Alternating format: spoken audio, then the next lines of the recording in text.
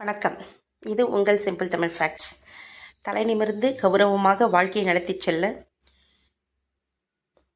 ஒரு சுக்கு உங்கள் கையில் இருந்தால் போதும்.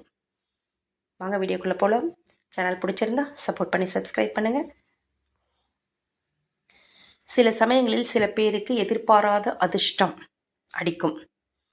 நாமளே நிறைய பேரை பார்த்துருப்போம். ஒன்றுமே இல்லாமல் வாழ்க்கையில் கஷ்டப்பட்டு இருந்தான்ப்பா.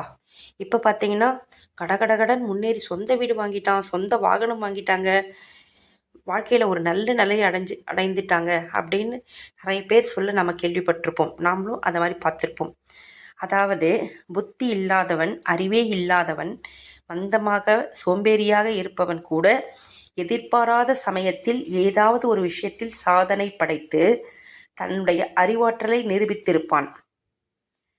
அவன் வாழ்க்கையில் தோற்றுத்தான் போவான் என்று அடுத்தவரால் முத்திரை குத்தப்பட்ட யாராக இருந்தாலும் சரி, இந்த பரிகாரத்தை செய்யுங்க. உங்களால் முடியவே முடியாது அப்படின்னு நீங்கள் எந்த ஒரு விஷயமே நினைக்காதீங்க. நம்மளால் கண்டிப்பாக முடியும். மனசில் முடியும்ன்ற நம்பிக்கை வைங்க. ஒரு சில நாட்களிலே கடகடன் முன்னேறிவிடலாம். கண்டிப்பாக வாழ்க்கையில் ஜெயிக்கலாம்.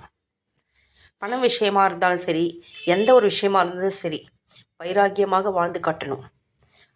அதுக்கு நம்ம என்ன பண்ணணும்? ஜெயித்து காட்ட வேண்டும் அப்படின்ற குறிக்கோளை கையில் எடுங்க. உங்களுக்கு துணையாக அந்த கடவுள் நிற்பார். நம்மை காக்கும் கலியுக கடவுள் யார்? முருகர். அவரை வச்சு தான் இந்த பரிகாரம். முருகப்பெருமானை நம்பியவர்கள் ஏமாந்து போனதாக சரித்திரமே கிடையாது. உண்மையான பக்தியோடும் எவன் ஒருவன் முருகப்பெருமானை வழிபாடு செய்துவிட்டு நாம் எந்த செயலை மேற்கொண்டாலும் அதில் நமக்கு வெற்றிதான் நிச்சயம் கிட்டும். அதில் எந்த சந்தேகமும் கிடையாதுங்க. ஒரு பழமொழி இருக்கு, சுக்குக்கு மிஞ்சிய மருந்தில்லை, சுப்பிரமணியனுக்கு மிஞ்சிய கடவுளும் இல்லை அப்படின்னு. சுக்குல எக்கச்சக்கமான மருத்துவ குணம் இருக்கு. சுக்கினால நிறைய நோய் குணப்படுத்த முடியும். அத்தகைய தன்மை வாய்ந்தது. அதே மாதிரி இந்த சுக்கு முருகப்பெருமானுக்கு உரிய பொருளாகவும் சொல்லப்பட்டிருக்கு.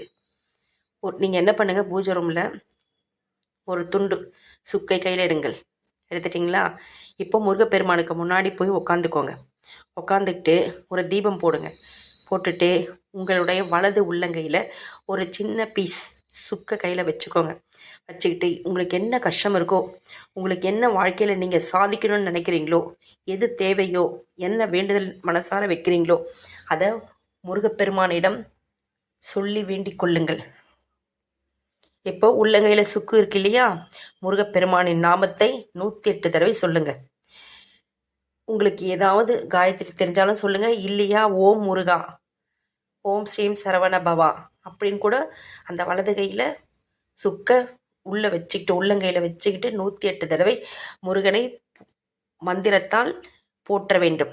அப்புறம் உச்சரிக்கும் போது சுக்கு வச்சுட்டு நம்ம உச்சரிக்கணும் இல்லையா, அப்போது அதுக்கு மகத்துவம் மேலும் அதிகரிக்கப்படும். அந்த சுக்கு சக்தி வாய்ந்த பொருளாக மாறும். முருகப்பெருமானின் ஆசையை பெற்ற அந்த சுக்கை நம்ம என்ன பண்ணணும் தெரியுமா? தாயத்து மாதிரி இருந்தால் அதில் உள்ள போட்டு தாயத்து மாதிரி போட்டுக்கோங்க. இல்லையா, உங்களுடைய பர்ஸ், ஹேண்ட்பேக் அந்த மாதிரி இருந்தால் அதில் ஒரு மடித்து உள்ளே வச்சுக்கோங்க. உங்கள் கூடவே அந்த சுக்கு இருக்க மாதிரி பார்த்துக்கோங்க. ஏன்னா நீங்கள் 108 தடவை முருகருடைய மந்திரத்தை சொல்லி உருவேற்றி அந்த சுக்கை நீங்கள் வச்சுருக்கீங்க. அதனால் அதை அப்படி கையில் வச்சுக்கோங்க. உங்களோட அந்த சுக்கு எப்பவும் இருக்கணும். பெண்களாக இருந்தால் ஒரு கர்ச்சிஃபில் கூட முடிஞ்சு வச்சுக்கோங்க. அதை இடுப்பில் உங்கள் கூடையும் உங்கள் உடம்புல அது எப்பவும் படணும். அந்த மாதிரி பார்த்துக்கோங்க. இந்த சுக்கு உங்களோட இருக்கும்போது உங்களை அறியாமலேயே ஒரு தன்னம்பிக்கை வரும், தெம்பு பிறக்கும். உங்களால் அடையவே முடியாது, எந்த ஒரு விஷயமும் உங்களால் முன்னேறவே முடியாது அப்படின்னு நம்மளை பார்த்து கேட்டவங்க மூக்கு மேலே விரல வைக்கிற அளவுக்கு நம்ம லட்சியங்களை அடையலாம். இதுதாங்க இந்த பரிகாரம். நம்பிக்கையோடு செய்யுங்க.